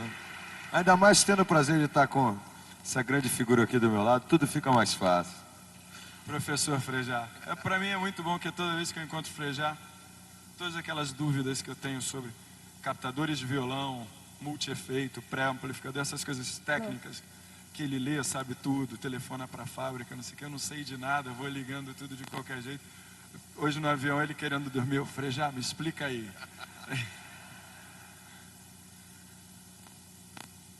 Frejá. Diga. Eu queria saber como é que foi tocar junto com o Cazuza e você aprendeu muito com ele. Olha, na verdade, acho que todos nós aprendemos bastante, porque na verdade a gente estava se autoavaliando pela primeira vez, eu acho, como artista naquele momento. Então, quando, por exemplo, as pessoas às vezes chegam para mim, não é o caso da sua pergunta, mas, por exemplo, às vezes a pessoa chega para mim e pergunta assim, qual foi a influência do Cazuza na sua vida, no seu trabalho, qual foi como é que você se sente, qual a influência que você diria? É muito difícil para mim dizer isso, porque a princípio ele se achou como letrista e eu como compositor juntos, ao mesmo tempo, justamente no momento em que nós começamos a fazer música juntos, falando, pô, eu sou compositor, e ele falou, pô, eu sou letrista. Então, nesse sentido, é muito diferente de uma pessoa que tem ouvido alguma coisa que a gente fez e aí possa ter sido influenciada por isso. Agora, a figura dele, a convivência com a pessoa e todas as coisas que a gente aprendeu juntos e que a gente fez e tudo, isso é uma experiência muito rica que realmente só quem viveu sabe e é difícil de escrever. Herbert, aqui. Com quantos anos vocês dois começaram a estudar guitarra? Olha, eu, por intuição, assim, toco desde muito pequeno, menor que você. Sem brincadeira, tem umas fotografias de muito pequeno, sempre pedia para o meu pai de Natal um violão. Aos 5 anos ele me deu meu primeiro violão de verdade, um Giannini. E eu fui por aí aprendendo, sabia tocar algumas coisinhas. Aos 12 anos eu tive aula com um cara que me ensinava bossa nova, que era muito bom. Mas tinha molecada na esquina, eu lá estudando o barquinho, que eu adoro bossa nova. Mas quando você tem 13 anos de idade, o barquinho vai e a galera na esquina. Aí eu falava, eu acho que é aquilo ali que eu quero fazer. Aí comecei a tocar guitarra, mas é uma outra coisa, é outro universo, outro instrumento, e você tem que passar por um aprendizado diferente mesmo. Eu comecei a ter aula de violão, quer dizer, a primeira vez que eu tive contato com o instrumento foi com 10 anos. E que isso fique bem claro aqui, eu tive um professor tão ruim que me fez desistir do instrumento até aos 14. Aos 14 eu voltei, aí peguei um professor bom, e daí tive aulas com ele, foi professor de violão popular, e depois tive um professor de guitarra que foi meu professor durante muitos anos, era um argentino, de uma banda argentina bem conhecida na Argentina na década de 60, chamada Los Gatos, Caetano Galife, Cai. E ele tinha um método, porque nessa época a Argentina já tinha muitos métodos de guitarra, de instrumento, e realmente foi um curso que me abriu a cabeça, foi muito bom para mim. Então, dos 14 em diante, até os 18, foi enfiado, tocando mesmo, ensaiando, levando som. Isso é uma coisa que eu acho muito importante. Acho que para quem gosta de tocar, é muito importante que você toque com outras pessoas, porque você aprende a respirar junto com outros músicos, a coisa de você perceber a hora que você tem que prestar atenção nas dinâmicas. Isso é o tipo da coisa que computador não ensina. Uma pergunta para os dois. Aqui, com a experiência de estúdio que vocês têm, o que vocês preferem mais fazer? Gravar ao vivo ou fazer os overdubs, colocar outras guitarras em cima? É variável. Eu acho que, por exemplo, na hora que você está gravando uma base, que você quer uma vibração de banda, é muito legal que você tenha a oportunidade de gravar todo mundo tocando junto.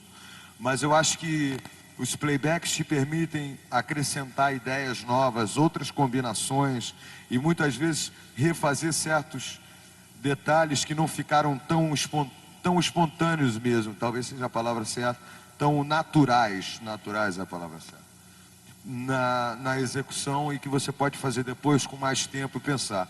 Agora, sempre que você pode capturar tudo junto, é melhor, mas nem sempre isso é possível e o playback não é nenhum pecado, não. Bom, eu acho que gravação é uma arte em si e que existem, enfim, essas formas que o Frei já explicou de você buscar uma vibração mais espontânea e tal, mas eu acho que existe também com a experiência, e que não é ainda o meu caso, um dia quem sabe, mas um dos meus maiores heróis, que é o Jimmy Page, era um cara que era capaz de colocar 18 guitarras numa música, mas tão bem colocadas que você não via onde começava uma, onde terminava outra, e soava natural, espontâneo, quente. É uma questão de você se tornar realmente um animal de estúdio, porque o estúdio é uma ferramenta gigantesca que requer tempo e experiência e muito erro também para você dominar, né? Opa. Aí. Oi. Eu queria saber se você tem tempo para estudar a guitarra ainda e se você usa algum exercício para aquecer antes de começar o show. Olha, tempo para estudar mesmo entre as turnês às vezes. Mas acontece que, estou falando pelos dois, a gente toca 3, 4 vezes por semana pelo menos, fora os bicos, quando não está tocando, aí vai no show de não sei quem, dá uma canja, faz não sei o que lá. Em casa eu toco o tempo inteiro, mas não necessariamente exercícios. E não tenho exercício de aquecimento, não. Inclusive, é uma coisa que eu invejo, que o Barão Vermelho é uma banda extremamente profissional. Toda vez que a gente toca junto, eu vou igual um rato lá no camarim deles, que é tudo bonitinho, tem amplificador, todo mundo tocando. Antes, aí eu agarro uma guitarra, até os caras me expulsarem. Aliás, já acabei com o show do Midnight Blues, mas essa história eu não vou contar, porque é muito... That's another story.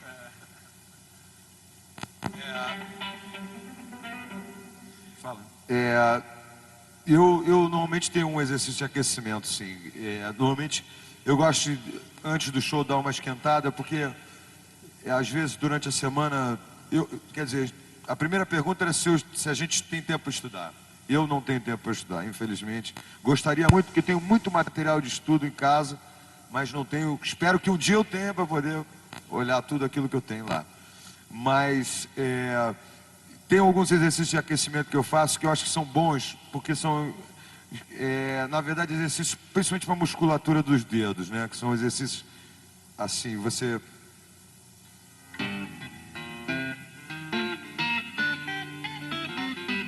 Depois com 2 e 3, depois com 3 e 4, e vai até o braço embaixo. Depois 1 e 3, depois 2 e 4, depois 1 e 4. Depois disso, se você sentir que está um pouco forçado, e é sempre bom fazer isso aqui, só para soltar aqui atrás. E para a mão direita eu faço só, fico tocando, só para soltar. That's it. Aí é no palco. Lembrei de uma coisa que talvez sirva para ilustrar essa pergunta. O primeiro solo que eu aprendi, eu sentei, tinha uma vitrola que rodava em 16, então caiu uma oitava. Era um solo, curiosamente, do Bachman Turner Overdrive. E é um solo que até hoje eu repito quando eu faço aquecimento, por isso que eu lembrei, que ele envolve algumas técnicas interessantes. Eu vou mostrar aqui, assim.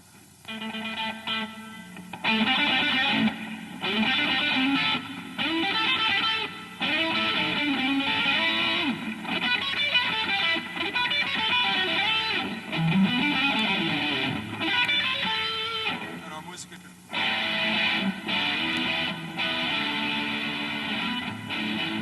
Uma música obscura lá. Aí eu fazia muito isso, que é legal porque ele tem essas coisas.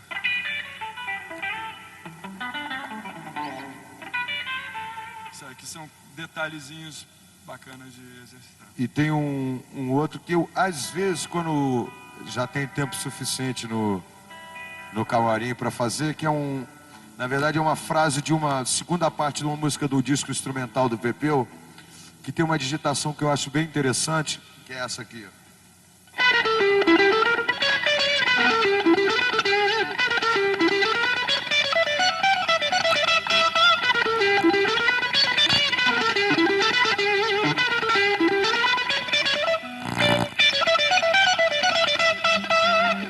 Porque tem essa troca de dedo. Na hora que você inverte isso aí é meio esquisito, é bom para a independência do cérebro. Os dois. Acho que já deu, né? Vamos fazer uma rodada de fogo aqui. Alguém sabe o resultado de Flamengo e Corinthians? Ele estava querendo fazer uma pergunta ali, uma. Isso, eu. Vamos lá. Um fato 1-0 pro Corinthians. Quanto foi? 1-0 pro Corinthians. É mesmo? Então o Fluminense foi desclassificado. Esse é o lado bom.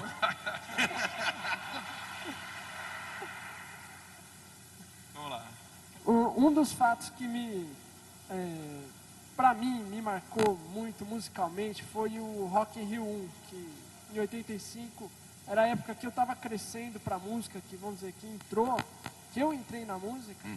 E foi muito marcante para mim, na minha opinião foi um dos maiores, é o maior acontecimento até hoje na música mundial. E vocês dois tiveram a oportunidade de participar do Rock in Rio. E eu queria ouvir de vocês o que foi subir naquele palco, numa época que o rock brasileiro estava saindo das fraldas, vamos dizer assim. O que foi conviver 10 dias com os feras que foram tocar lá naquela época, etc. Olha, pelo menos a minha vivência ali foi o seguinte: eu acho que foi muito importante o Rock in Rio, porque eu acho que ele botou o Brasil dentro do cenário internacional de shows. Eu acho que as pessoas começaram a acreditar que podiam vir para um país tão distante tocar, que tinha público e teria uma estrutura para poder fazer os shows. Agora, no sentido de haver uma troca de informações, existiu da parte técnica, da gente ver as mesas de som que a gente nunca tinha visto, daquele tamanho, aquele tipo de ligação de equipamento que existia, alguns equipamentos de palco, de amplificadores e guitarras que as pessoas usavam. Agora, eu particularmente não tive contato com ninguém, a não ser com um roadie do B-52, eles estavam tocando no mesmo dia e tinham várias guitarras afinadas diferentes, com o guitarrista do B-52, e eu entrei, o cara foi super gente fina, falou, não, usa assim e tal, quer dizer, o road dele falou, ele usa assim e tal, as guitarras, pega aí, quer tocar e tal. Foi o único momento em que eu tive algum contato com alguma pessoa de lá, algum artista internacional. Já em outros festivais, houveram outras oportunidades mais próximas de conhecer as pessoas e tal, que eu acho que é interessante, mas eu acho que o mais importante é você assistir o show e ver o que ele se propõe a fazer. Eu do Rock in Rio tenho duas lembranças bastante claras. A primeira, a gente estava no camarim, no corredor, com Caetano, Rita Lee e Moraes Moreira. Estava todo mundo próximo assim, e de repente veio um segurança enorme empurrando todo mundo, sai da frente que os Scorpions vão passar. E a gente, que bosta são os Scorpions. Ainda mais para alguém empurrar essas pessoas, né? Então aquilo foi uma das coisas que me deixou mais revoltado, e com o passar do tempo, quer dizer, a gente abriu ali, a gente acabou fechando junto com os Titãs um Hollywood Rock, e ali eu considerei encerrado o nosso ciclo, né, nesse tipo de evento, até que haja uma real mudança de mentalidade, porque é muito triste ver os brasileiros baixando a cabeça e nego passando em cima, um monte de banda que não serve, que em termos de grandeza artística nem se compara com várias pessoas daqui. E a outra é uma curiosidade, porque eu voo helicóptero, e o lugar oficial no Rio de Janeiro para se fazer exercício de helicóptero é justamente onde foi o Rock in Rio 1, porque foram construídos uns quadrados para os helicópteros estrangeiros. A brasileirada ia tudo de Fusca, Fiuno, e os caras chegavam de helicóptero. E hoje eu vou ali e ainda hoje me chama a atenção o tamanho do evento, que foi realmente muito grande. E até hoje, como a gente está tendo uma prova aqui, a gente ainda responde perguntas sobre aquele festival. Aí, galera, queria dar um toque, fazer a última pergunta, que está ficando tarde. E depois o Frejá e o Viana vão dar uns autógrafos aqui para vocês, tá? Beleza? Alguma pergunta a mais? Peraí.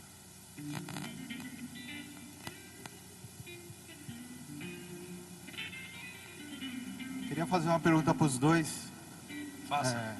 Dá para perceber que no Brasil o rock comercial ele se predomina mais que os outros, né? Desculpa, eu não entendi a pergunta. O rock...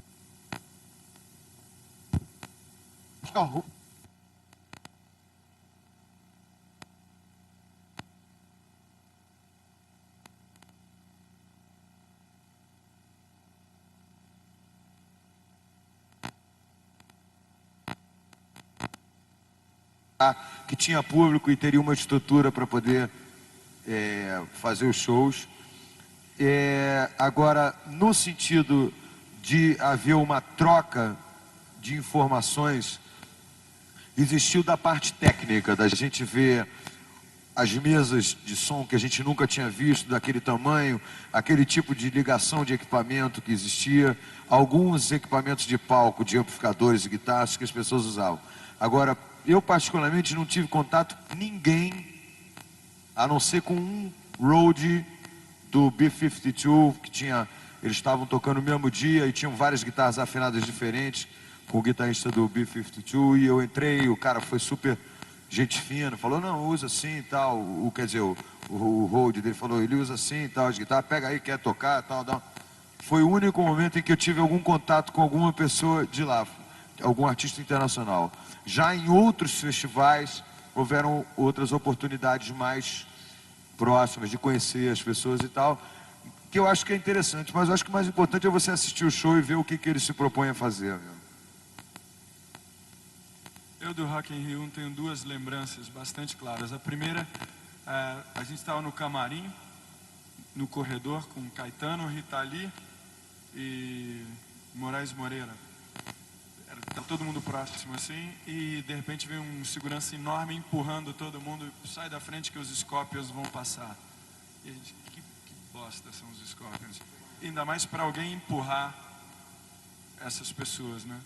Então aquilo foi uma das coisas que me deixou mais revoltado, e com o passar do tempo, quer dizer, a gente abriu ali, a gente acabou fechando junto com os Titãs um Hollywood Rock, e ali eu considerei encerrado o nosso ciclo, né, nesse tipo de evento, até que haja uma real mudança de mentalidade, porque é muito triste ver os brasileiros baixando a cabeça e nego passando em cima. Um monte de banda que não serve, que em termos de grandeza nem se compara com várias pessoas daqui. E a outra é uma curiosidade, porque eu voo helicóptero, e o lugar oficial no Rio de Janeiro para se fazer exercício de helicóptero é justamente onde foi o Rock in Rio 1, porque foram construídos uns quadrados para os helicópteros dos músicos estrangeiros. A brasileirada ia tudo de Fusca, Fiat Uno, e os caras chegavam de helicóptero. E hoje eu vou ali e ainda hoje me chama a atenção o tamanho do evento, que foi realmente muito grande. E até hoje, como a gente está tendo uma prova aqui, a gente ainda responde perguntas sobre aquele festival. Aí, galera, queria dar um toque, fazer a última pergunta, que está ficando tarde. E depois o Frejá e o Viana vão dar uns autógrafos aqui para vocês, tá? Beleza? Alguma pergunta a mais? Peraí.